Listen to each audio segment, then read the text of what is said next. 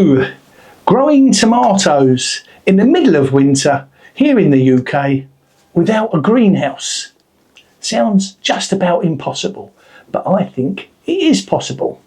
And in the video today, I'm going to be starting my attempt to do just that. I'm Gang Gang. Welcome to the channel, Gang Gang and Peanut, two peas in a pod. Tomatoes love the sun, the heat and the long days of summer, and winter gives us none of that. So why am I doing this? Because I know it's possible. I have a few steps to follow, and if I miss a single one of those, then nothing else is going to work. And it all begins with step one. Now the first thing I need to do is to decide what variety I'm going to grow. And there are many varieties that I could choose from.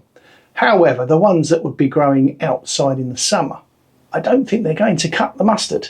What I'm looking for is a variety that do well in a container, that are fast growing and develop into a very compact plant, a determinate type of tomato. And the one I've chosen is called Tiny Tim.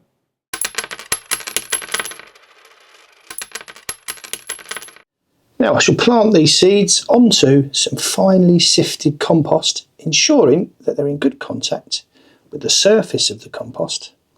And once I've sowed the seeds, I shall give them a covering of vermiculite.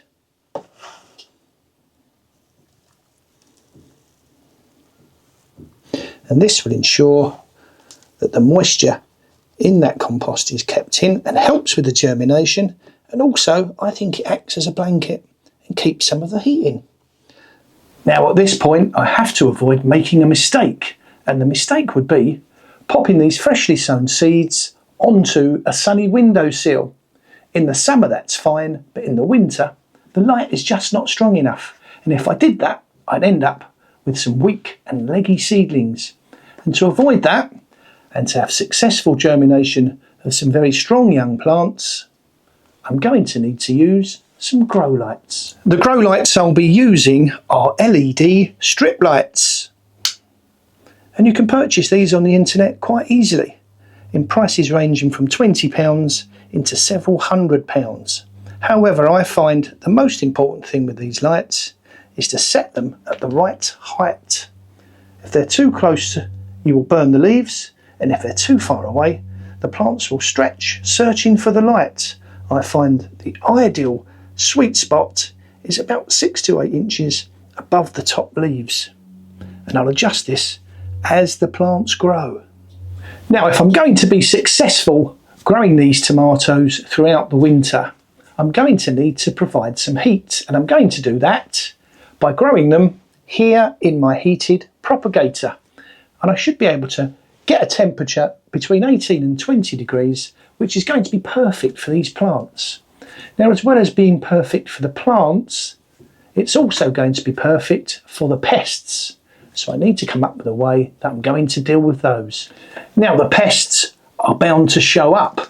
I'm going to have to watch out for the aphids and also for the fungus gnats. And I have a very good solution for fungus gnats. If you want to know what that is, you'll have to click the subscribe button and keep an eye open for the next video in this series.